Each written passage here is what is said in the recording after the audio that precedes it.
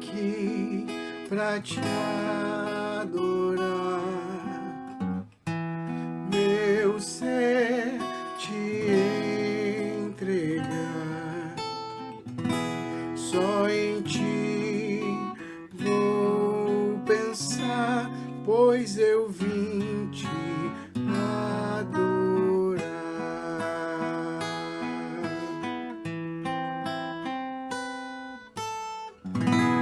Vim aqui pra te adorar, meu ser a te entregar, só em ti vou pensar, pois eu vim te adorar. Te exaltamos, és forte, és santo, poderoso, te louvamos, bendizemos, nós viemos te louvar. Te exaltamos, és forte, és santo, poderoso,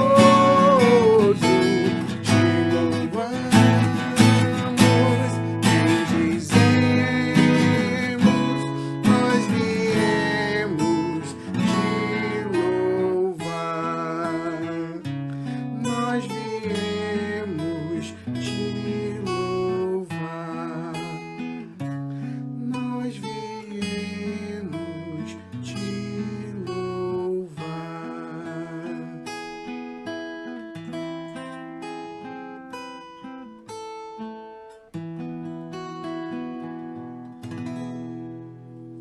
Boa noite. Estamos aqui para louvar ao Senhor, para engrandecer o nome dEle, aquele que é o único digno de toda a honra, de toda a glória, de todo louvor. É muito bom estar aqui, é muito bom ter você conosco, participando deste culto. Não importa o fato de estarmos distantes, o que importa é o fato de estarmos unidos em um mesmo propósito, que é prestar esse culto de adoração ao Senhor, sendo através desse recurso da internet, mas unidos em um só espírito, com essa intenção de adorar o Senhor, que é o que realmente faz toda a diferença. Seja bem-vindo, adore o Senhor, que seja realmente um momento de adoração para você, e não importa se você está assistindo agora em tempo real, ou se você vai assistir isso depois, o que importa é a sua intenção, é o seu coração inclinado a adorar ao Senhor, reconhecendo que Ele é o único digno de toda a honra, de toda a glória e de todo o louvor. Vamos falar com Ele. Pai querido, Pai de amor, Pai de infinita bondade e misericórdia, louvado e exaltado seja o Teu santo nome. Muito obrigado pelo privilégio que a gente tem de poder estar na sua casa. Muito obrigado pelo privilégio que a gente tem de poder estar reunido neste culto de louvor e adoração a Ti.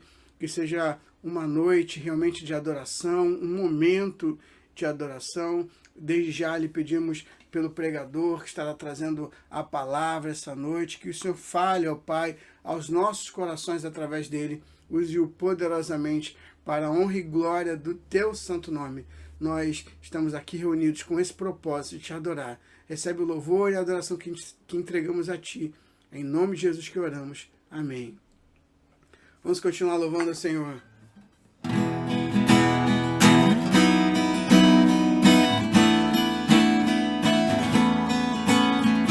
És tu, única razão da minha adoração, ó Jesus. És tu, única esperança que anelo ter, ó Jesus.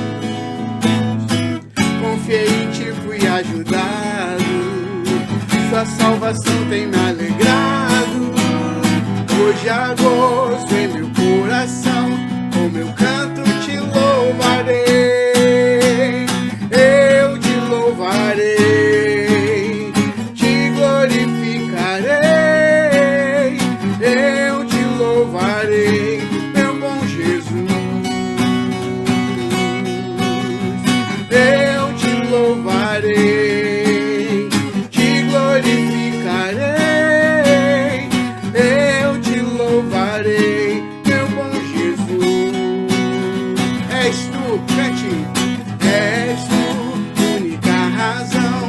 a minha adoração, ó Jesus. És tu, única esperança que anelo ter, ó Jesus. Confiei em ti, fui ajudado, tua salvação tem me alegrado. Hoje há gozo em meu coração, com meu canto te louvarei. Eu te louvarei, te glorificarei. Eu te louvarei, meu bom Jesus. Eu te louvo, eu te louvarei, te glorificarei. Meu bom Jesus.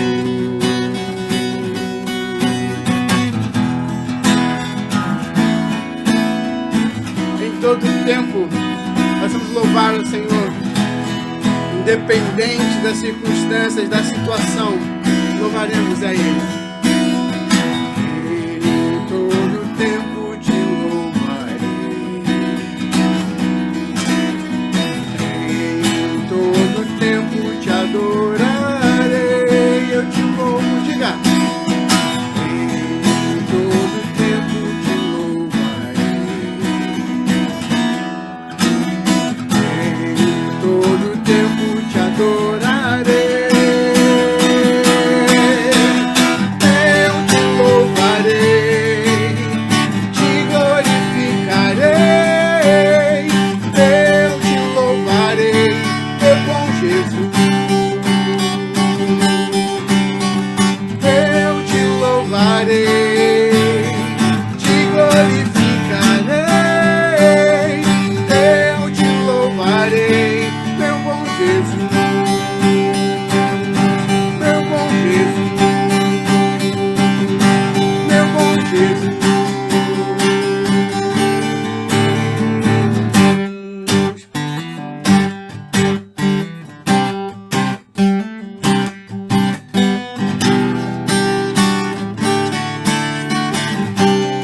Busca o Senhor em todo tempo.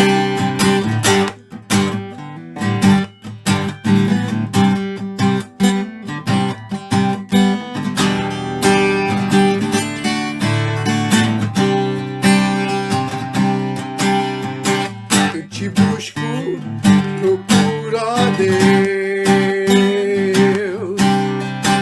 Silêncio tu estás. Te busco toda hora, espero em ti, revela-te a mim. Conhecer-te eu quero mais. Senhor, te quero ouvir tua voz. Senhor, te quero mais. Quero tocar-te, tua face eu quero ver.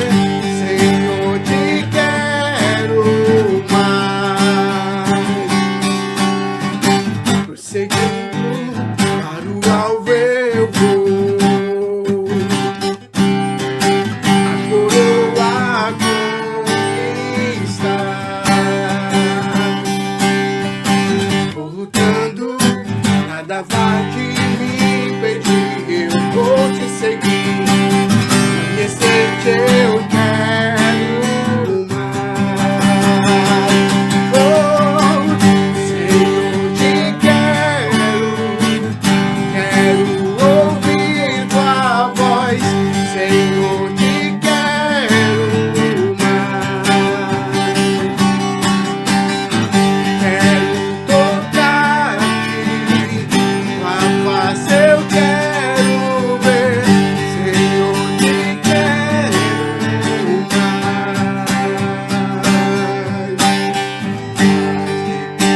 Eu quero ver mais do seu amor obter, mais da sua compaixão, mais da sua mansidão, mais de Cristo, mais de Cristo,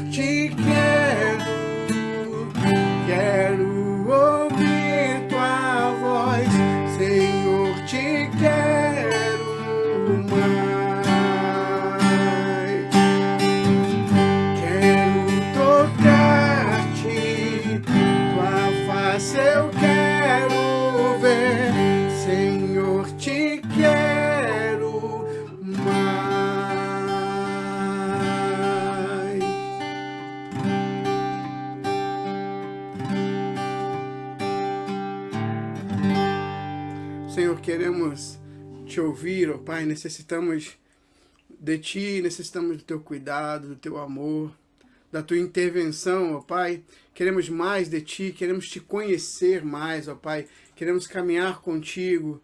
Muito obrigado, ó Pai, porque, como diz a tua palavra, o Senhor se deixa ser achado, se deixa ser encontrado por nós, ó Pai. Tem misericórdia, nos perdoe em nossas falhas, em nossas fraquezas.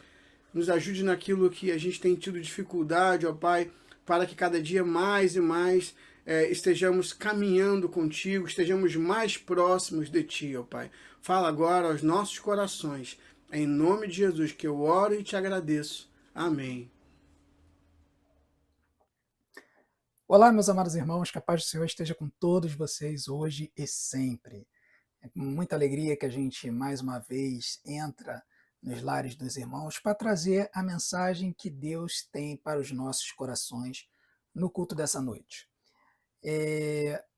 A gente tem vivido tempos bem complicados na igreja cristã em geral.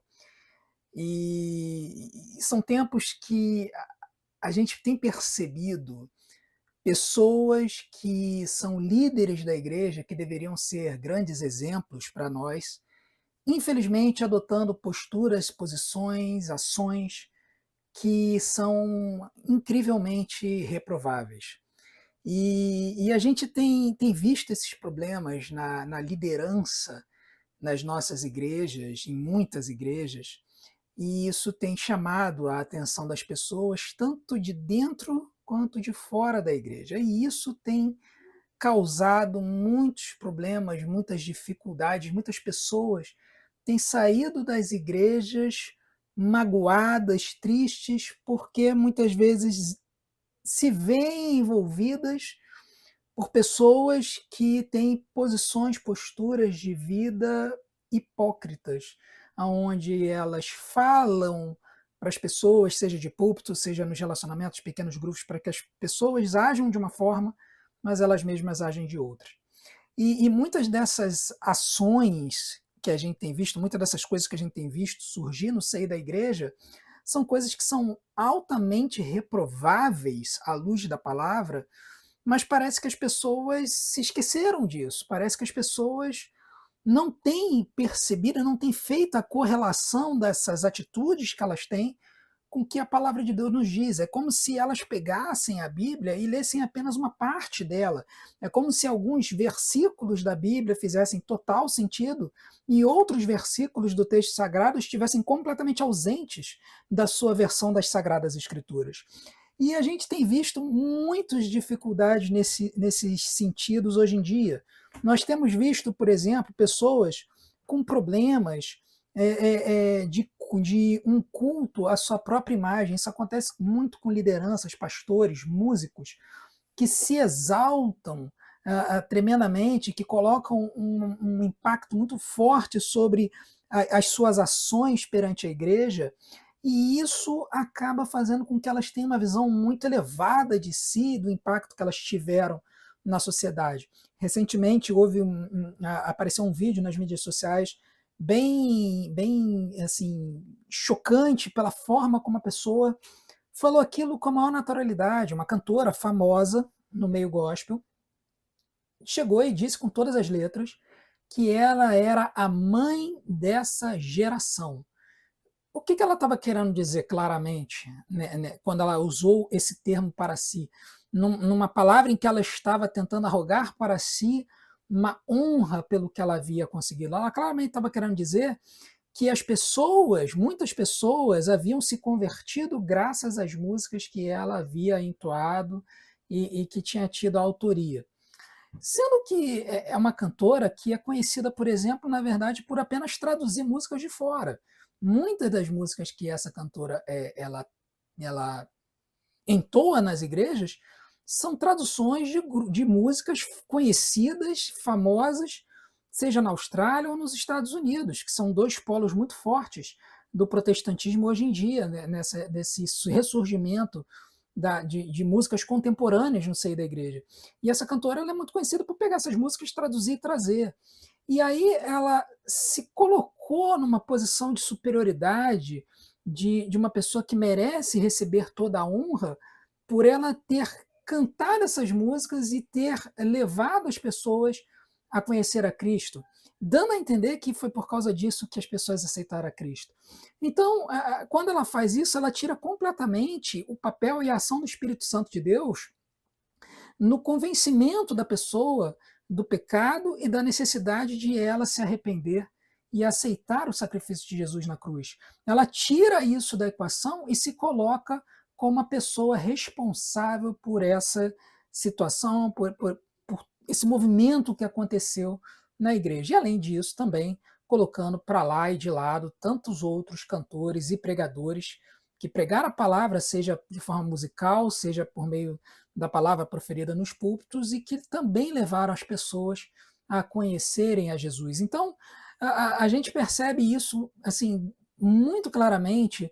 A gente vê cantores brigando com a igreja porque a igreja não está glorificando, e quando ela fala isso, na verdade, é porque as pessoas não estão pulando, quicando, gritando durante o culto que a pessoa está celebrando.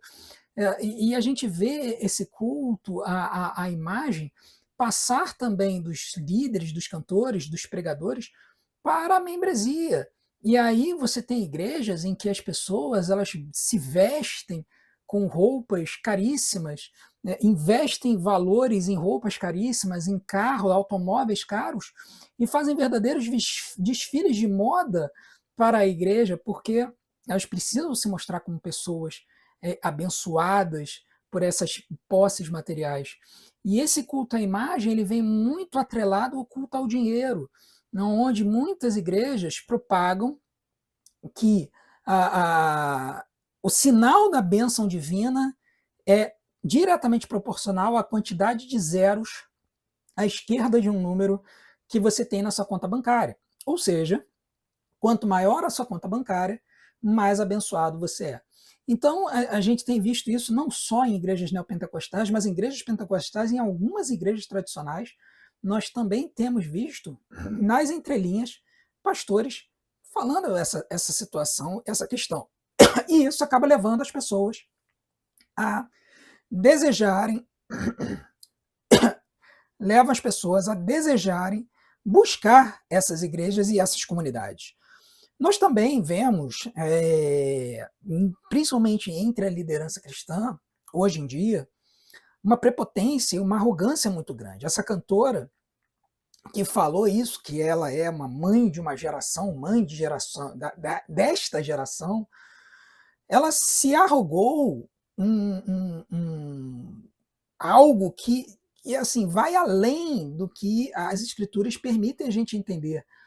Ela tirou a ação do Espírito Santo sobre a vida dela e sobre a forma como ela levou a palavra de Deus por meio da música e colocou sobre si. E aí, quando ela chega e ela se arroga ao direito de receber essa honra, ela está deslocando essa honra do próprio Deus, que deu certamente a ela, por meio do Espírito Santo, uma unção para poder trazer músicas abençoadoras para a geração em que nós estamos. Então, a gente vê muita gente que, porque recebeu, assim, porque é uma pessoa aos olhos dos homens adquiriu algum sucesso e tal, essas pessoas se acham melhores do que outras.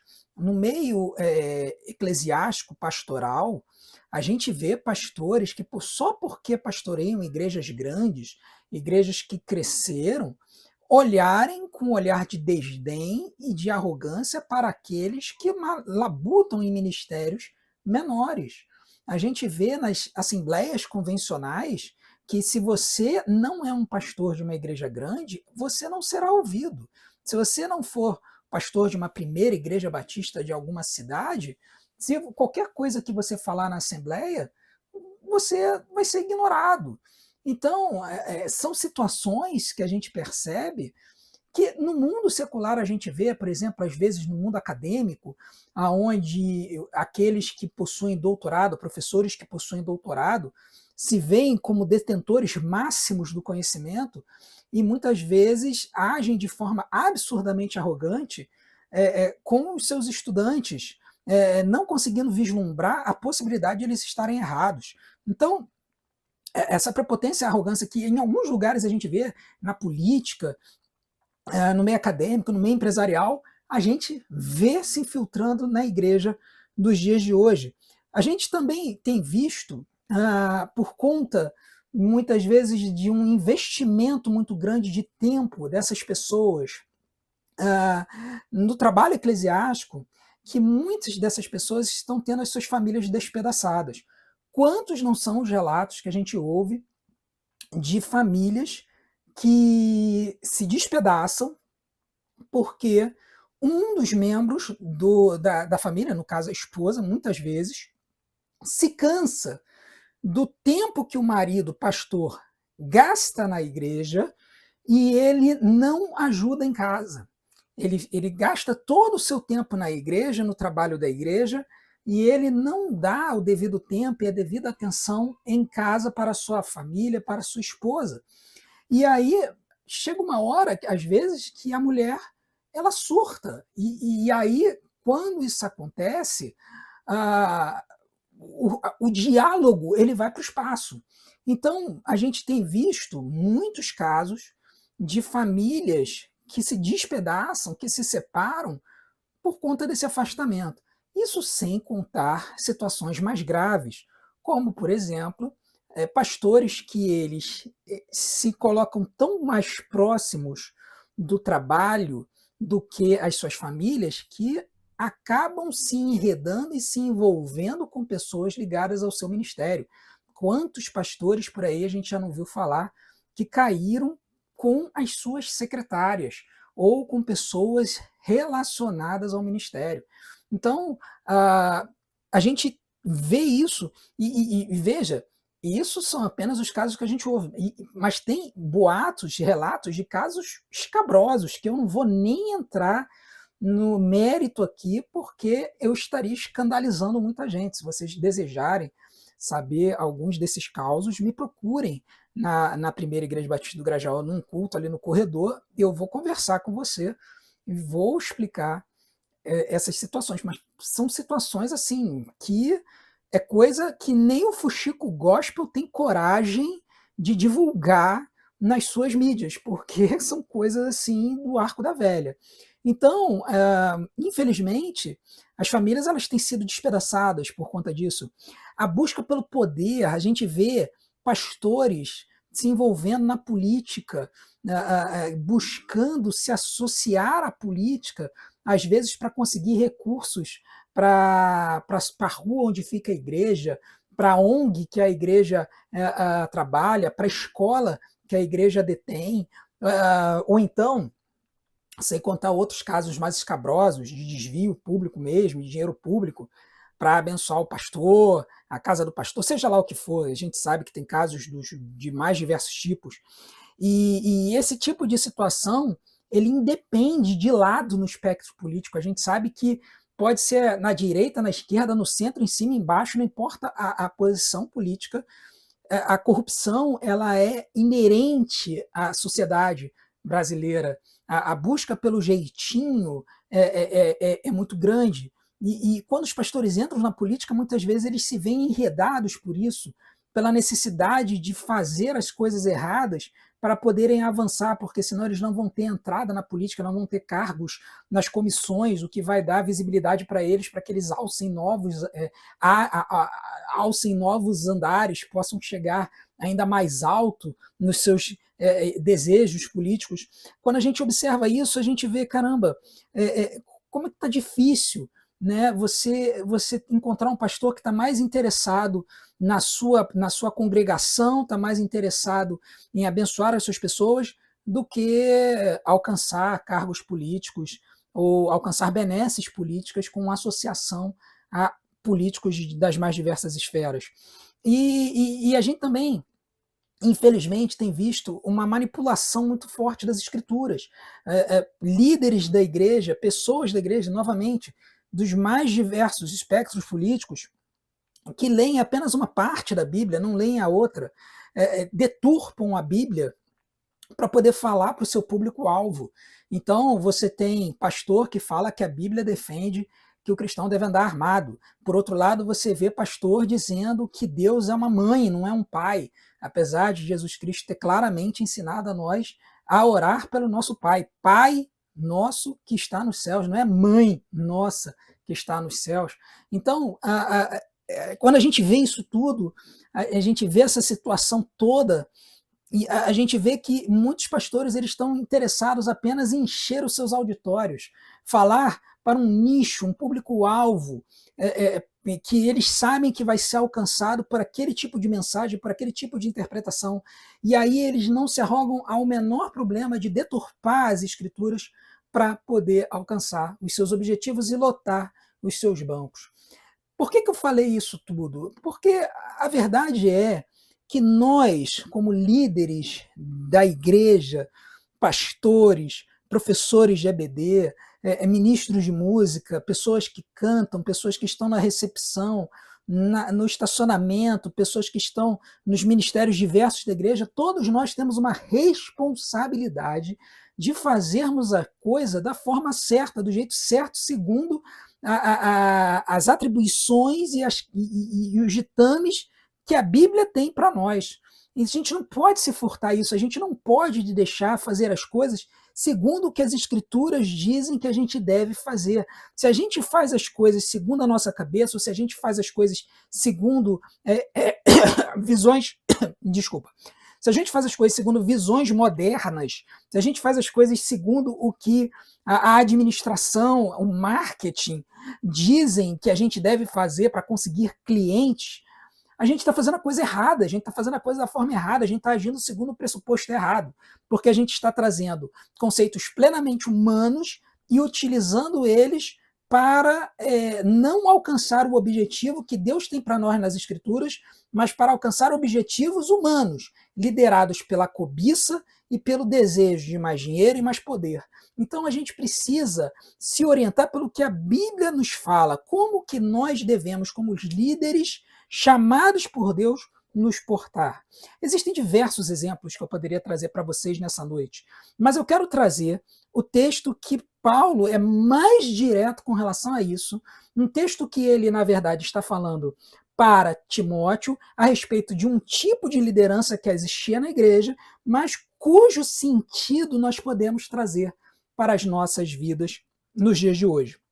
E sempre que eu leio esse texto, e eu trago para os dias de hoje, eu vejo como que esse texto ele fala a nós, mesmo tendo escrito há 2000 anos atrás. Eu vejo esse texto e eu penso, caramba, parece que ele foi escrito para um sermão na semana passada. Mas não, ele foi escrito há 2000 anos atrás. E os seus ensinamentos ainda são válidos para o dia de hoje. 1 Timóteo, capítulo 3, a partir do versículo 1 até o versículo 7, diz assim: essa afirmação é digna de confiança. Se alguém deseja ser bispo, deseja uma nobre função. O bispo, nessa época de Timóteo, ele era a pessoa que era responsável pela igreja local. Ele era o equivalente ao pastor presidente. A ideia do bispo como o responsável por um conjunto de igrejas, como a gente vê na Igreja Católica hoje, isso vem muito posteriormente, vem no final do século II, por conta de uma série de heresias que começaram a entrar no seio da igreja, e para combater isso eles resolveram centralizar as lideranças da igreja. Mas na época que Paulo escreve para Timóteo, ainda não existia essa visão de que isso era necessário, essa abordagem seria necessária. Então, quando Paulo está falando de bispo, ele está falando dessa pessoa que era o responsável pela igreja local. Tá? Então, essa afirmação é digna de confiança. Se alguém deseja ser bispo, deseja uma nobre função. É necessário, pois, que o bispo seja irrepreensível, marido de uma só mulher, sóbrio, prudente, respeitável, hospitaleiro e apto para ensinar. Só nesse versículo, Paulo já dá uma salapada e já deixa bem claro o seguinte: olha, primeira coisa, você precisa focar na forma como você é visto pelas pessoas. Então, quando Paulo chega e fala, olha, você precisa ser, para começo de conversa, irrepreensível, significa que Paulo está querendo dizer que o bispo, o líder da igreja, o pastor da igreja, mas isso se estende a todos os líderes da igreja, ele tem uma responsabilidade de zelar pela sua imagem e fazer de tudo para não cometer falhas morais. E aí ele desdobra isso, falando que ele tem que ser marido de uma só mulher, ou seja, ele não pode se envolver com... Na época era muito facilmente acontecia isso, hoje a gente pode adaptar, mas era não se envolver com prostitutas, né? Não ter amantes. Hoje você pode elaborar isso, falar, olha, não se envolve com pornografia, com sites de relacionamento ou coisa do tipo. Ele também tem que ser sóbrio, e aqui se desdobra no versículo 3, quando ele fala que não deve ser apegado ao vinho. Essa sobriedade significa que ele não pode ser uma pessoa que deixa a sua mente se deturpar por conta de substâncias alheias. É uma pessoa que precisa zelar pelo seu corpo e pela sua mente. Então ela não pode se deixar cair no vício da bebida, no vício das drogas, no vício do cigarro e coisa do tipo. Por quê? Porque se o líder que ele está à frente da igreja, ele faz essas coisas, ele pode acabar fazendo com que outras pessoas que ele lidera acabem caindo no mesmo problema. E aí essas pessoas vão ter diversos problemas de saúde, assim como ele.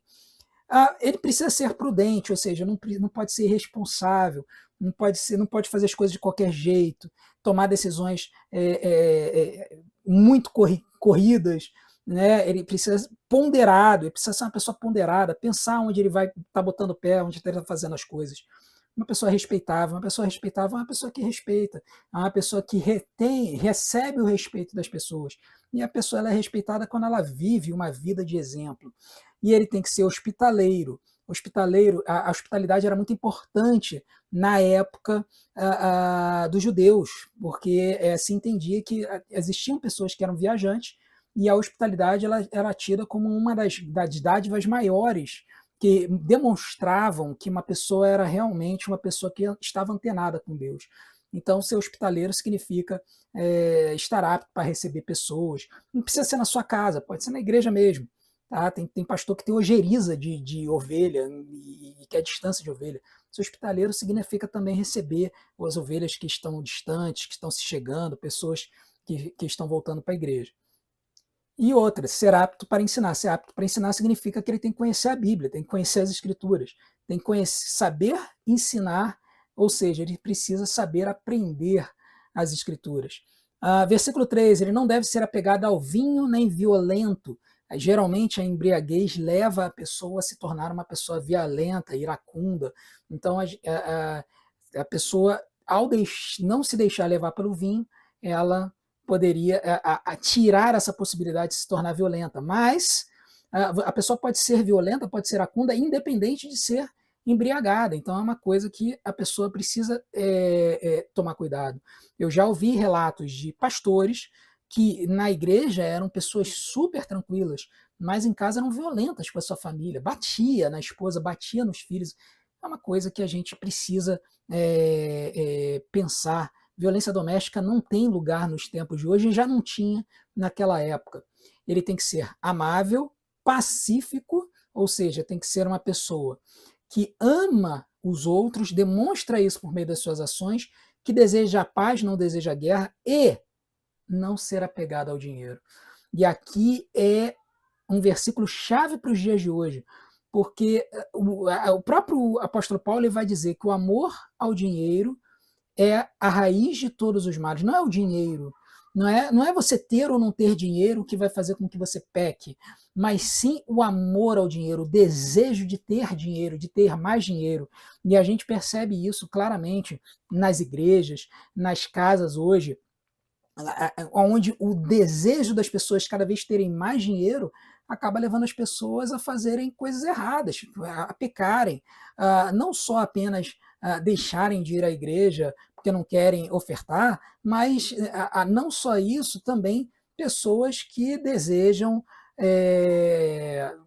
fazer as coisas de qualquer jeito. Então, 1 Timóteo, capítulo 3, continuando a partir do versículo 4, o apóstolo Paulo vai dizer que as pessoas, os líderes, eles devem governar bem sua própria família. Isso é muito importante porque eu já vi situações de pessoas que simplesmente abandonaram as suas famílias para poder trabalhar na igreja. Abandonaram no sentido de que dedicam, por exemplo, 18 horas para cuidar da igreja, chega em casa, só quer saber de jantar e dormir. Não dá uma atenção para os filhos, não dá uma atenção para a esposa. E aí você ouve histórias assim que parecem super normais, de pastores que tiveram 3 esposas, 3 casamentos, Você pensa assim, gente, olha só, 3, 4 casamentos, já ouvi falar de pastor, o máximo que eu vi foram 3 casamentos, tá? Você pensa assim, cara, um líder, cara, divórcio acontece. Não é algo desejável, mas acontece por N motivos. Mas quando ele começa a se tornar uma coisa corriqueira, começa a se tornar uma coisa reincidente, a gente começa a pensar assim, não, mas espera aí, como é que pode estar acontecendo isso? Por que está acontecendo isso? Então, a gente precisa entender o que a Bíblia diz é que a gente deve cuidar da nossa família e não gastar todo o nosso tempo, todo o nosso esforço, toda a nossa energia na igreja. Nós, como líderes, também temos as nossas famílias. Se nós nos casamos, desejamos ter filhos, e Deus nos concedeu essa bênção, nós devemos cuidar primeiro dos nossos e depois, então, cuidar das pessoas da igreja. Ele deve governar bem a sua própria família, tendo seus filhos sujeitos a ele com toda a dignidade. Então perceba que não é uma sujeição pela força, não é uma sujeição pelo poder, pela prepotência, mas é uma sujeição pelo exemplo, pelo carinho, aonde o líder chega para o seu filho e fala, olha, agora nós vamos fazer isso, nós temos que dedicar um tempo para Deus, para que a gente possa se relacionar com Ele. Quando chega na hora da repreensão, repreender com calma, com cuidado, com carinho, e não apenas simplesmente falar um monte de bobeira, um monte de impropério, querendo que a criança haja do jeito que a gente entende que ela deve agir. A gente precisa se lembrar que criança, ela também são pessoas normais, mas são pessoas que estão se desenvolvendo, estão desenvolvendo a sua personalidade. Então, essa sujeição, ela tem que ser com carinho, com amor, e não pela força. E aí, no versículo 5, o apóstolo Paulo ele fala, poxa, se alguém não sabe governar sua própria família, como poderá cuidar da igreja de Deus? Então, está muito claro o apóstolo Paulo está querendo dizer para Timóteo, olha, é por meio do cuidado que você tem com a sua família que você vai aprender a ter cuidado com o povo de Deus. Como é que você vai demonstrar esse cuidado, esse amor, esse carinho pelo povo de Deus, descartando a sua família, sendo que a sua família também faz parte do corpo de Deus? Você não pode simplesmente abandonar um grupo em prol de outro. Por mais que você ache que esse grupo, que é a igreja, você tenha mais pessoas para cuidar, você não pode descuidar da sua família, porque ela é uma dádiva, é um presente de Deus. Então a gente precisa cuidar disso. Outra coisa, versículo 6, não pode ser recém-convertido para que não se ensoberbeça e caia na mesma condenação em que caiu o diabo. Aqui o apóstolo Paulo está fazendo uma alegoria da queda de Satanás e querendo dizer o seguinte, olha, assim como Satanás foi orgulhoso e caiu do céu porque foi orgulhoso e quis assumir o lugar de Deus, um novo convertido, um recém-convertido, ele não deve ser imediatamente alçado a um posto de liderança. Por quê? Porque isso pode levar ele a achar que ele é mais do que ele realmente é. A verdade é que lá se vão 14 anos de ministério que eu tenho, de ministério cristão, agora no último dia 2 de janeiro, eu fiz 14 anos de consagração ao ministério pastoral. Se tem uma coisa que eu aprendi nesses 14 anos é que existem muitas pessoas muito melhores do que eu por aí. Então, a verdade é que assim que a gente assume o ministério, e aí eu faço meia-culpa, a gente se acha muita coisa, a gente sai do seminário com boas notas, a gente acha que o poder de Deus tá na gente, e a gente vai sair, vai pregar, vai converter, vai fazer a igreja crescer e tudo mais. Só que o tempo ele vai mostrar com calma, com muito carinho para nós, que nós não somos nada, nós não somos ninguém, nós somos apenas instrumentos na mão de Deus para fazer a sua obra. E ele decide o que ele vai fazer, a que pessoas que ele vai indicar, né, para você cuidar. Ele vai estudar, vai analisar a sua capacidade emocional e física de poder cuidar dessas pessoas. Então, Deus é soberano, ele vai decidir a sua vida, o seu futuro. E você não deve ficar se achando mais ou se achando menos porque o seu ministério é frutífero ou o seu ministério tem dificuldade. A verdade é que a gente confiar em Deus e confiar no seu poder e na sua soberania nos faz ser humildes e nos faz aceitar com todo carinho e dignidade tudo aquilo que ele tem para nós, que pode ser coisas que aos olhos dos homens sejam grandiosos ou não, que aos olhos dos homens não sejam, mas que aos olhos dele são. Então a gente precisa tomar cuidado com isso, porque às vezes a gente acha que porque a gente fala bonito, porque a gente tem uma boa postura, é boa pinta, que a gente é grande coisa.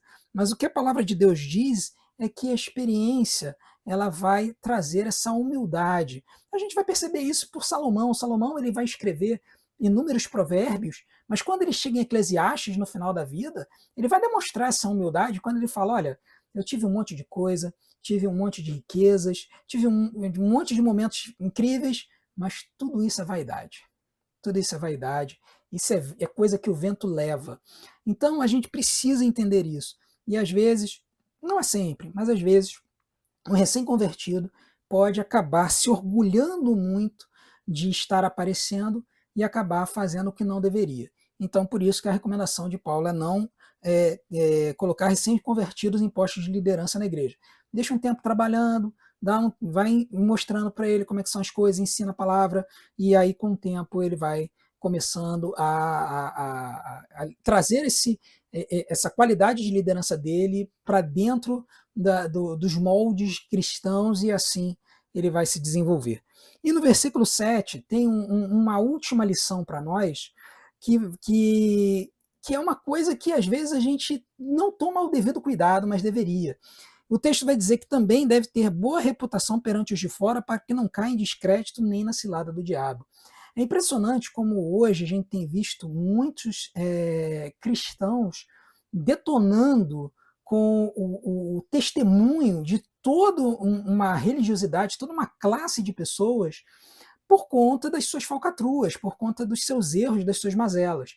Então a gente, por exemplo, se a gente chega e fala que é pastor, a pessoa que não é cristão já te olha torto porque acha que você é ladrão, porque você exige o dízimo das pessoas e tal. A gente também ouve relatos de pessoas que são empregadores e que falam que os cristãos são os piores funcionários que ele tem, porque são pessoas inconvenientes, que ficam perturbando o ambiente de trabalho, colocando louvores em volumes altíssimos, porque brigam com as pessoas por questões que não são inerentes a elas. Uma pessoa que não é crente, você não pode chegar para ela e falar: ah, a sua roupa está inadequada, não sei o quê, só porque tá um dedo acima do joelho. Não é você que tem que dizer isso, é a pessoa que tem que entender. Se a pessoa não é cristã, ela vai usar roupa, desde que esteja dentro do decoro do trabalho, ela vai usar a roupa que bem entende. Não cabe a você dizer como é que a pessoa vai se vestir, o que a pessoa vai falar. A pessoa que não é cristã, ela não vai entender essas coisas. E nós, como cristãos, muitas vezes a gente quer impor os nossos valores, as nossas crenças, as nossas posturas sobre essas pessoas, e a gente não percebe que, na verdade, a gente está criando um monte de problema. Só que, além disso, muitos cristãos acabam pisando na bola e acabam ficando com o nome sujo na praça. E por que ficam com o nome sujo na praça? Acabam queimando o filme de todos os cristãos. Então você tem cristão caloteiro, cristão que desvia dinheiro do trabalho, que força a demissão sem justa causa para poder receber a multa do FGTS, pessoas que, cara, você ouve de tudo, de pessoas que não são cristãs, que são empregadores e que falam, olha, o cristão às vezes é o pior empregado que eu tenho.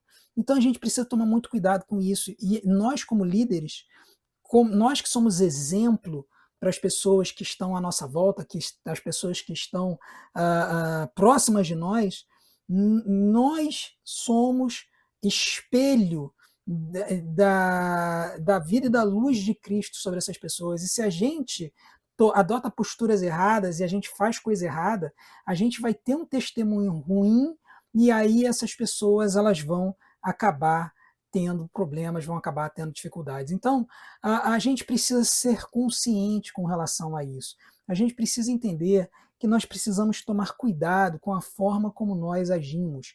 A gente precisa tomar cuidado com a forma como nós nos portamos, tanto na igreja quanto fora. Porque se a gente fizer a coisa errada, e as pessoas vão ver, e muitas pessoas vão acabar se perdendo, vão ter pessoas que vão acabar se desligando da possibilidade de se tornarem membros da igreja, porque elas vão olhar para nós e vão dizer assim: ó, aquele camarada ali não presta, aquele camarada ali é falcatrua, aquela pessoa ali faz isso, isso e isso, e a gente vai perder pessoas. A verdade é que nós alcançamos as pessoas que estão no mundo muito mais pela forma como nós agimos do que pela forma como nós falamos. Inclusive, quando a gente fala algo, mas age de forma contrária, as pessoas veem isso e jogam na nossa cara. Então a gente precisa se fiar nisso, a gente precisa ter cuidado com isso.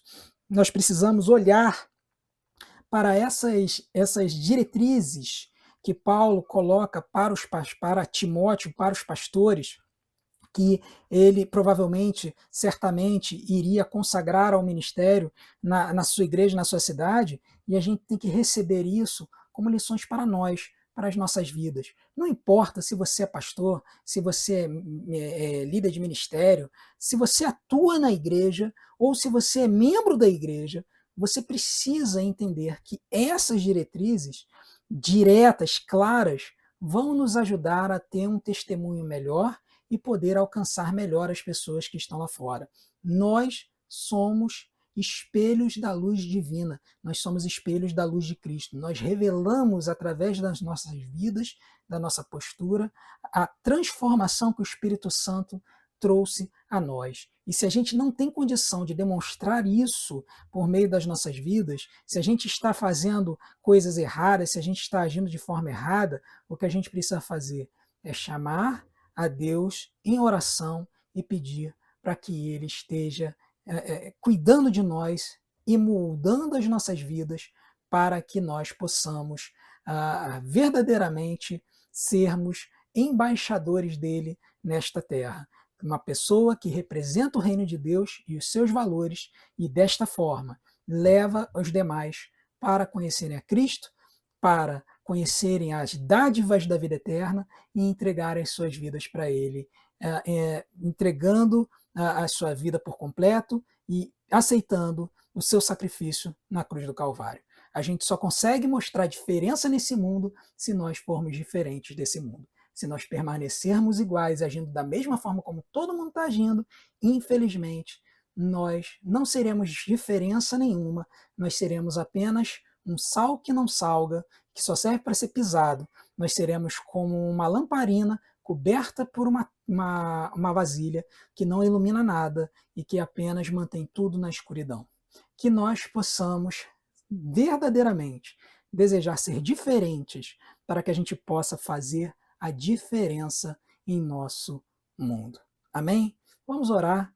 Nós vamos estar orando nesse momento e logo a seguir o Anderson estará encerrando o culto dessa noite. Você que colocou o seu pedido de oração aí no chat do nosso culto, nós estaremos orando especificamente por esses pedidos depois do culto. Essa mensagem ela está sendo gravada, mas nós estaremos orando por esses pedidos depois do culto terminado. Eu estarei entrando no chat, eu estarei vendo os pedidos e eu estarei orando. Não que faça diferença a oração do pastor, né? A minha oração é tão poderosa quanto a de qualquer um, porque na verdade o poder não está na oração, o poder está no Deus que ouve as nossas orações. Mas eu estarei orando pelos irmãos, peço também que os irmãos estejam continuando a orar por mim e pela minha família. Amém?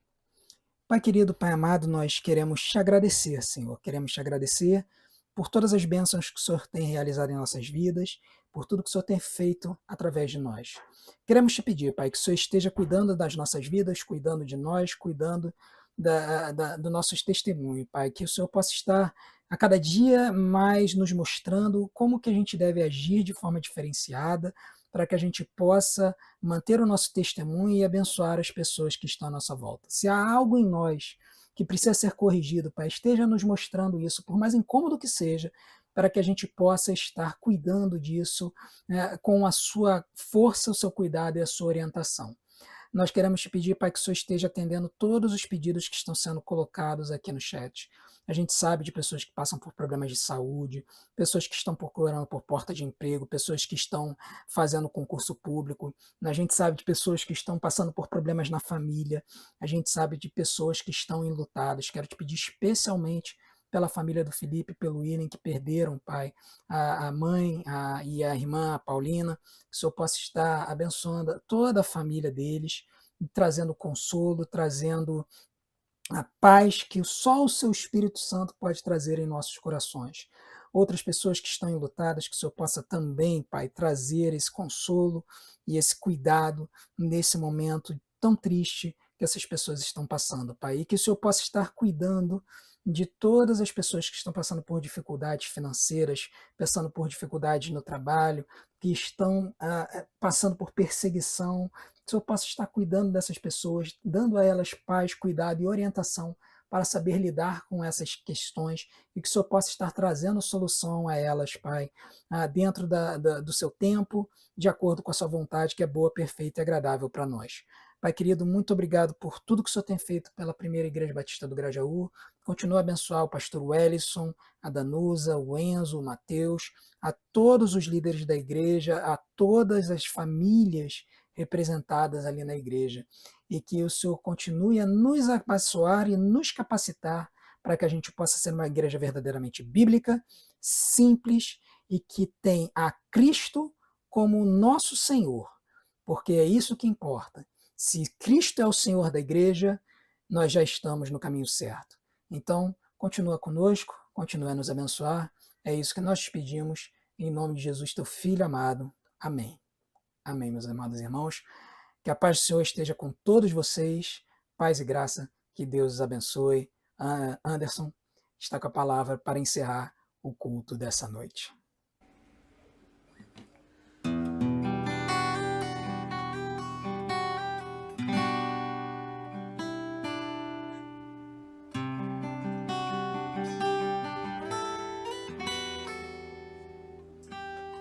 Tua palavra é luz para o meu caminho. Tua palavra é lâmpada para os meus pés. Tua palavra é luz para o meu caminho. Tua palavra é lâmpada para os meus pés. E o teu amor é como a doce água que vem a mim, como em meio a um deserto.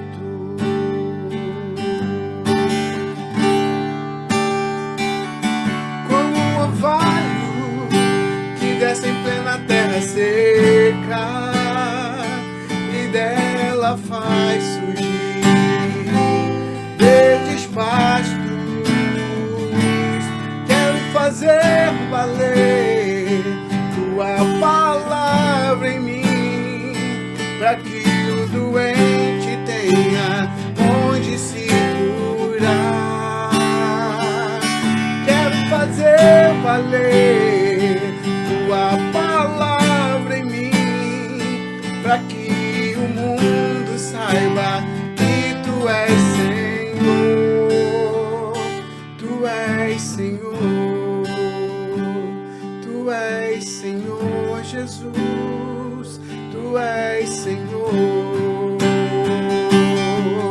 Pois em meio a tua palavra se fizeram os céus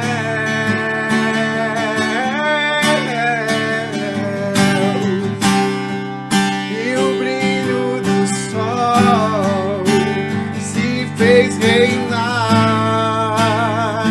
em meio às trevas. Quero fazer valer tua palavra para que o doente tenha onde se curar. Quero fazer valer tua palavra.